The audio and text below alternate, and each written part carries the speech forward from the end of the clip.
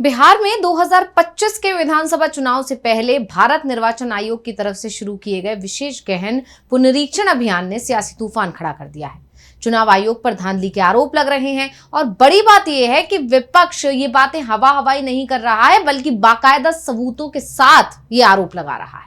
कई ऐसे वीडियोस और तस्वीर सामने आ रहे हैं जो विपक्ष के उन दावों और आरोपों की पुष्टि करते हैं जिसमें उसका कहना है कि बिहार में चुनाव आयोग और बीजेपी की मिलीभगत चल रही है।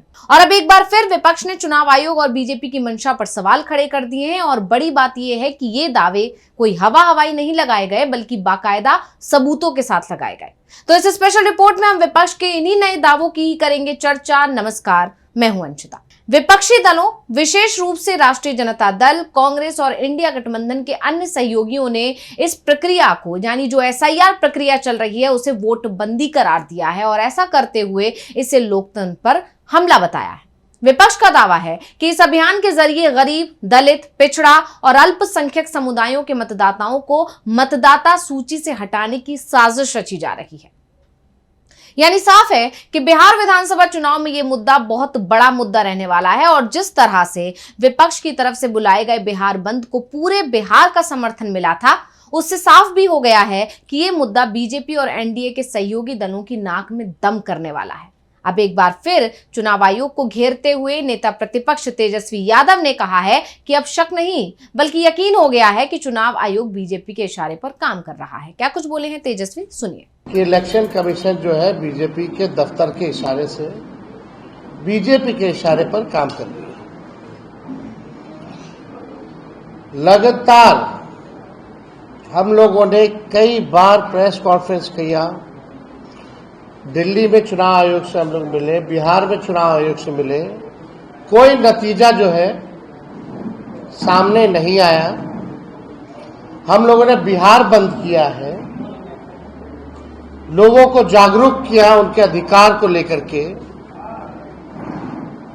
लेकिन मिस्टर ज्ञानेश गुप्ता और इलेक्शन कमीशन के लोगों ने, सुप्रीम कोर्ट भी हम लोग गए, सुप्रीम कोर्ट ने सलाह भी दी, लेकिन ज्ञानेश गुप्ता और उनके इलेक्शन कमीशन के लोगों ने एक बार भी प्रेस कॉन्फ्रेंस करके कोई जवाब नहीं दिया। अब एक तरफ विपक्ष तो एसआईआर प्रक्रिया को वोटबंदी का नाम देते हुए इसे गैर पारदर्शी और सत्ताधारी भारतीय जनता पार्टी के इशारे पर चलाया गया अभियान बता रहा है, वहीं दूसरी तरफ आयोग का दावा है कि यह प्रक्रिया संविधान के अनुच्छेद 326 के तहत हो रही है, जिसका मकसद केवल योग्य भारतीय नागरिकों को मतदाता सूची में शामिल करना है। लेकिन जिस तरह से वीडियो सामने आ रहे हैं और वीडियो में बीएलओ के साथ बीजेपी के नेता बैठे दिखाई दे रहे हैं, उससे विपक्ष के आरोपों में कुछ तो सच्चाई नजर आ रही है। वीडियो पर सवाल उठ रहे हैं, लेकिन ना तो आयोग की तरफ से और ना ही बीजेपी की तरफ से अभी तक कोई जवाब आया है। अब ये चुप्पी और सवाल खड़े कर रही है। वहीं अपनी प्रेस कॉन्फ्रेंस में तेजस्वी यादव ने साफ कर दिया कि हम एसआईआर के खिलाफ नहीं है, लेकिन जिस तरह से ये प्रक्रिया चल रही है वो लोकतंत्र के लिए खतरनाक है। और ये बात सिर्फ तेजस्वी यादव या विपक्ष के नेता नहीं कह रहे हैं, बल्कि आम जनता का भी कहना है कि आखिर इतनी जल्दबाजी क्यों है। इस प्रक्रिया में समय लगता है तो बिल्कुल चुनाव से पहले इस प्रक्रिया को क्यों किया जा रहा है, और इसीलिए आम जनता को भी ये डर सता रहा है कि कहीं उनके नाम ना कट जाएं। और इसी को लेकर विपक्ष भी लगातार दावा कर रहा है और ऐसा ही दावा तेजस्वी यादव ने एक बार फिर कर दिया कि इस अभियान का उद्देश्य विपक्षी वोट बैंक, खासकर दलित, पिछड़ा और अल्पसंख्यक समुदायों को मतदाता सूची से हटाना है। क्या कुछ बोले हैं, सुनिए। जो चीजें पहले से भाजपा ने, अमित शाह जी ने, मोदी जी ने जो तय करके उनको दिया है टारगेट, जो सूची, वही काम में वो लगे हुए हैं। ये डेमोक्रेसी के लिए जिस तरीके का प्रोसेस, हमको एसआईआर से दिक्कत नहीं है, लेकिन जो तरीके हैं इनके, ये लोकतंत्र के लिए बेहद खतरनाक है। और हम लोग डेमोक्रेसी में रहते हैं, लोकतंत्र में रहते हैं, और बिहार लोकतंत्र की जननी है, और इसी बिहार से लोकतंत्र को हम खत्म होते हुए नहीं देख सकते। बिहार विधानसभा में नेता प्रतिपक्ष तेजस्वी यादव यहीं नहीं रुके। उन्होंने कहा कि अब कोई शक नहीं है, पहले से प्रोपेगेंडा सेट किया गया है, प्लेटफॉर्म तैयार किया जा रहा है। चुनाव आयोग से हम कहना चाहते हैं कि जिसका नाम आज आप काट रहे हैं उसका पूरा डिटेल आपको प्रोवाइड करना होगा। इसके साथ ही तेजस्वी यादव ने चुनाव आयोग को घेरते हुए कहा कि अगर चुनाव आयोग कोई धांधली नहीं कर रहा है, बीजेपी के लिए काम नहीं कर रहा है, तो फिर अभी तक एक भी प्रेस कॉन्फ्रेंस करने की हिम्मत क्यों नहीं जुटा पाया। हम लोग लगातार दिल्ली और पटना में चुनाव आयोग के अधिकारियों से मिले, लेकिन अब तक ज्ञानेश कुमार और आयोग के अन्य लोगों ने एक भी प्रेस कॉन्फ्रेंस कर जवाब नहीं दिया। लेकिन ज्ञानेश गुप्ता और उनके इलेक्शन कमीशन के लोगों ने एक बार भी प्रेस कॉन्फ्रेंस करके कोई जवाब नहीं दिया। ये चुनाव आयोग का सबसे बड़ा ड्राइव चल रहा है। एसआईआर जो होता है सबसे बड़ा ड्राइव होता है, जहां मतदाताओं की सूची बनती है, लोगों को जोड़ा जाता है। और चुनाव आयोग तो शुरू में ही नहीं सोचा कि सभी पॉलिटिकल पार्टी को बुलाया जाए, और अचानक से जो है आनन फानन में एक फरमान निकाल दिया जाता है कि बिहार में एसआईआर कराया जाएगा। तभी हम लोगों को संदेह था कि जरूर कुछ ना कुछ दाल में कुछ काला है। तो तेजस्वी ने कहा कि पूरी की पूरी दाल ही काली है। आलम यह है कि मुख्य चुनाव आयुक्त ज्ञानेश गुप्ता अनौपचारिक रूप से मीडिया से मिल रहे हैं और कथित तौर पर गृह मंत्री अमित शाह और प्रधानमंत्री नरेंद्र मोदी द्वारा सौंपी गई सूची के आधार पर काम कर रहे हैं। उन्होंने सवाल भी उठाया कि अगर प्रक्रिया पारदर्शी है तो आयोग ने इस मुद्दे पर एक भी प्रेस कॉन्फ्रेंस क्यों नहीं की। कि इलेक्शन कमीशन जो है बीजेपी के दफ्तर के इशारे से, बीजेपी के इशारे पर काम कर रही है। लगातार हम लोगों ने कई बार प्रेस कॉन्फ्रेंस किया। दिल्ली में चुनाव आयोग से हम लोग मिले, बिहार में चुनाव आयोग से मिले, कोई नतीजा जो है सामने नहीं आया। हम लोगों ने बिहार बंद किया है, लोगों को जागरूक किया उनके अधिकार को लेकर के। लेकिन मिस्टर ज्ञानेश गुप्ता और इलेक्शन कमीशन के लोगों ने, सुप्रीम कोर्ट भी हम लोग गए, सुप्रीम कोर्ट ने सलाह भी दी, लेकिन ज्ञानेश गुप्ता और उनके इलेक्शन कमीशन के लोगों ने एक बार भी प्रेस कॉन्फ्रेंस करके कोई जवाब नहीं दिया।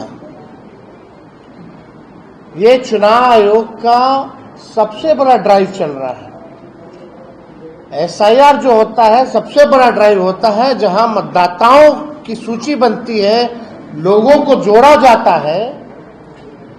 और चुनाव आयोग तो शुरू में ही नहीं सोचा कि सभी पॉलिटिकल पार्टी को बुलाया जाए, और अचानक से जो है आनन फानन में एक फरमान निकाल दिया जाता है कि बिहार में एसआईआर कराया जाएगा। तभी हम लोगों को संदेह था कि जरूर कुछ ना कुछ दाल में कुछ काला है। अब तेजस्वी ने बीएलओ की कार्यशैली पर भी सवाल उठाए और ये भी कहा कि कई जगह बीएलओ लोगों से मिले बिना ही फॉर्म पर साइन कर अपलोड कर रहे हैं। आपको याद होगा, इससे पहले एक ऑडियो भी वायरल हुआ था जिसमें बीएलओ और महिला अधिकारी की बातचीत थी। उस ऑडियो में सुना जा सकता था कि कैसे महिला अधिकारी बीएलओ को सीधे सीधे धांधली करने को कह रही हैं। अब वही बात तेजस्वी यादव ने एक बार फिर अपने प्रेस कॉन्फ्रेंस में दोहरा दी। इसके अलावा आप बात करते हैं उन सबूतों की जो विपक्ष की तरफ से अभी तक पेश किए गए हैं और जो एसआईआर की गैर पारदर्शिता और दुरुपयोग को उजागर करते हैं। तो इसमें पहला है फॉर्म्स का दुरुपयोग। तेजस्वी यादव और तमाम विपक्षी नेताओं की तरफ से एक प्रेस कॉन्फ्रेंस में वीडियो और तस्वीरें पेश की गई थी जिसमें फॉर्म सड़कों पर पड़े हुए और देवघर में एक जलेबी बेचने वाले के पास इस्तेमाल होते दिखाई दिए थे। उन्होंने दावा किया था कि बूथ लेवल ऑफिसर मतदाताओं के घर नहीं पहुंच रहे और फॉर्म्स का गलत इस्तेमाल हो रहा है। इसी तरह आंकड़ों पर भी सवाल उठाए गए विपक्ष की तरफ से। तेजस्वी ने बताया कि 3 दिन पहले सूत्रों ने 35 लाख मतदाताओं के नाम हटाए जाने की खबर दी थी और आश्चर्यजनक रूप से आयोग ने भी ठीक यही आंकड़ा पेश किया। उन्होंने ये सवाल उठाया था कि अगर प्रक्रिया चल रही है तो आंकड़े इतने सटीक कैसे हैं। ये संयोग नहीं बल्कि एक सुनियोजित साजिश है। इसके अलावा आरोप लगाया गया विपक्ष की तरफ से कि बीएलओ पर दबाव बनाया जा रहा है। उनका कहना है कि बीएलओ पर अव्यवहारिक लक्ष्य थोपे जा रहे हैं, जैसे कि हर दिन 200 से 300 फॉर्म जमा करने हैं और इससे कई योग्य मतदाताओं के नाम हटाए जा सकते हैं, खासकर उन क्षेत्रों में जहां विपक्ष का वोट बैंक मजबूत है। इसके अलावा दस्तावेजों को जुटाने में जो कठिनाई महसूस हो रही है लोगों को, उसका भी जिक्र किया गया। विपक्ष ने दावा किया कि 2003 के बाद पंजीकृत मतदाताओं से जन्म प्रमाण पत्र जैसे दस्तावेज मांगना गरीब और अशिक्षित आबादी के लिए मुश्किल है। बिहार में आधार कार्ड धारकों का प्रतिशत 92.47% है, लेकिन सीमांचल जैसे क्षेत्र में ये 100% से ज्यादा है, जिसे आयोग अवैध अप्रवासियों से जोड़ता है। विपक्ष का कहना है कि ये प्रक्रिया इन समुदायों को निशाना बना रही है। यानी विपक्ष के हाथ में कई सबूत हैं जिससे चुनाव आयोग और बीजेपी बुरी तरह घिर रहे हैं। इसलिए विपक्ष ने इस मुद्दे को सड़क से लेकर सुप्रीम कोर्ट तक ले जाने की रणनीति बनाई है और ये मामला सुप्रीम कोर्ट पहुंच ही चुका है। 28 जुलाई को एक बार फिर सुनवाई होनी और दावा किया जा रहा है कि उस दिन शायद फैसला भी आ सकता है। यानी साफ है कि विपक्ष ने ठान लिया है, वो चुप नहीं बैठेगा और इसी के चलते तेजस्वी यादव ने चेतावनी देते हुए 19 जुलाई को दिल्ली में इंडिया गठबंधन की बैठक में उस मुद्दे को प्रमुखता से उठाने की बात भी कही है, जिसमें कांग्रेस अध्यक्ष मल्लिकार्जुन खड़गे और अन्य नेता भी शामिल होंगे। अब तेजस्वी ने अपने बयानों में आंकड़ों के जरिए एसआईआर के प्रभाव को भी समझाया। उन्होंने बताया कि बिहार में 7 करोड़ 90 लाख मतदाता हैं। अगर 1% यानी 7,90,000 मतदाताओं के नाम भी हटाए जाते हैं तो प्रत्येक विधानसभा क्षेत्र में औसतन 3,251 मतदाताओं का नाम कटेगा। उन्होंने इसी को लेकर चेतावनी दी थी कि बीजेपी 4 से 5% मतदाताओं को हटाने की योजना बना रही है, जिसका असर उन 35 सीटों पर पड़ेगा जहां 2020 के चुनाव में 3,000 से कम वोटों का अंतर है। यानी कहा जा सकता है कि बिहार में वोटबंदी का विवाद केवल एक चुनावी मुद्दा नहीं बल्कि लोकतंत्र की निष्पक्षता और पारदर्शिता पर एक बड़ा सवाल है और विपक्ष इसी बात को लगातार दोहरा रहा है। विपक्ष के जो सबूत हैं और जो गंभीर आरोप हैं जो प्रक्रिया की विश्वसनीयता पर संदेह पैदा करते हैं, वहीं दूसरी तरफ चुनाव आयोग इसे सामान्य प्रक्रिया बता रहा है। अब सभी की निगाहें सुप्रीम कोर्ट पर टिकी हुई हैं। 28 जुलाई को फिर सुनवाई होनी है, लेकिन एक बात इससे साफ हो गई है कि वोटबंदी का जो मुद्दा है वो बिहार के 2025 विधानसभा चुनाव को प्रभावित करने वाला एक बड़ा कारक बन सकता है। तो स्पेशल रिपोर्ट आपको कैसी लगी हमें कमेंट करके अपनी राय जरूर दीजिएगा। इसी के साथ मुझे दीजिए इजाजत। देखते रहिए DV लाइव। नमस्कार।